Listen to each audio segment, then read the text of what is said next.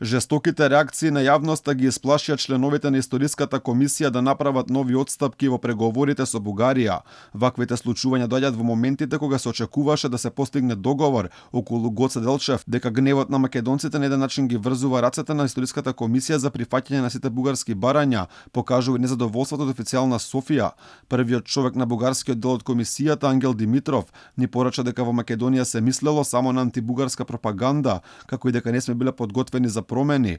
Поранешниот амбасадор Ристо Никовски за Алфа вели самата работа на оваа заедничка комисија довела до еден вид омраза на македонците кон Бугарија, па поради тоа историчарите во моментов не може да се го договорат она што го планирале. Бугарите ги реализираат сите своји цели, меѓутоа наш македонскиот народ се освести на некој начин, стана против тоа, чувствува една навистина гадливост према Бугарија, ако сакате, тоа е факт неспорен, и тие се сега загрижени и сега не знаат што да прават, бидејќи тоа ги врзува и рацете на комисијата. Не може тие да работат против интересот на македонскиот народ. Никовски е на ставот дека единствено зашто оваа комисија е направена да се докажали историските тврдења на официјална Софија дека не постојат македонци кои говорат македонски јазик.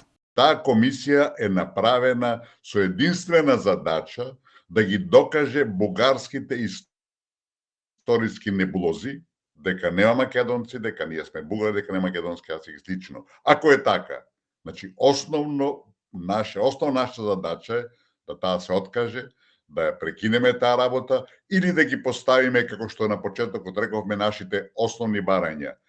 Прво, избришете се што е против македонците во целина во вашите учебници и потоа ќе разговараме. Ангел Димитров се пожали дека ништо не се случило по агендата. Од последната заедничка средба во Скопје немало промена на учебниците за средниот век во Македонија и Бугарија, која според бугарскиот историчар треба да се направи веднаш и евентуалното потенцира Димитров заедничко чествување на Гоце Делчев. Тие немаат сознание што се случувало во првата половина на минатиот век, кога населението таму беше прогласено за српско и кога имаше терористички режим, кога таму имаше страшно насилство и постојани репресии. Тоа се чини дека воопшто не ги интересира, па знаат само за пропагандата и манипулациите по 1944 година, а за жал таа пропаганда е антибугарска. Тоа е интересен и важен сигнал пред се за атмосферата во која што работеше нашата комисија на последната 20-та средба. Можам да кажам дека таму нема подготвеност за никаква промена. Ристо Никовски е на ставот дека македонскиот дел од историската комисија сами си ги рушат своите позиции со изборот на членови, како што е примерот со најновиот член Димитар Љоровски, чија експертиза на работа